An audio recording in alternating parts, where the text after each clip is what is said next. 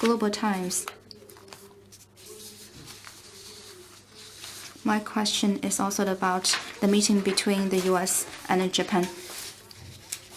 The two leaders emphasized the importance of maintaining peace and stability across the Taiwan Strait, opposed any attempts to unilaterally change the status quo by force of coercion, and expressed support for Taiwan's meaningful participation in international organizations. They reaffirmed that Article 5 of U.S.-Japan Treaty of Mutual Cooperation and Security applies to the Senkaku Islands and opposed China's unlawful maritime claims, militarization of reclaimed features, and threatening to end provocative activities in the South China Sea. The U.S. also said the two countries will strengthen cooperation against China's economic aggression, was China's comment. I've answered relevant questions before.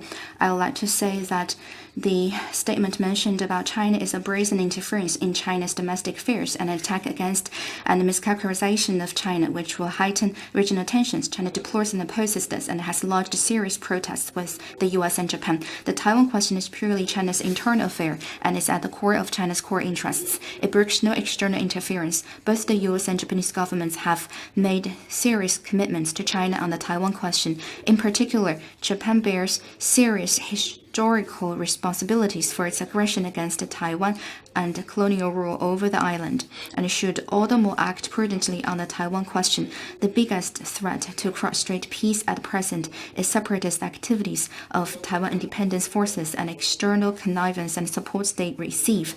If relevant countries truly care about cross-strait peace and stability, what they should do is uphold One China principle and unequivocally oppose Taiwan independence. The Taiwan region's participation in the activities of international organizations should and can only be handled in line with the One China principle.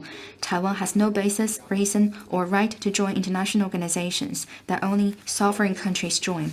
Diaoyuda and its affiliated islands have always been part of China's territory. China's activities in relevant waters are fully legitimate and lawful.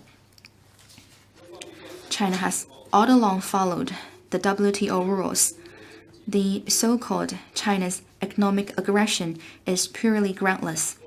We call on the U.S. and Japan to abide by the One China principle and honor their commitments. Immediately stop interfering in China's internal affairs. Stop sending any wrong signal to Taiwan independence forces in any form. Earnestly respect China's territorial sovereignty and maritime rights and interests. Stop manipulating China-related issues and take concrete actions to play a constructive role for the peace and development in the region. Next one, please.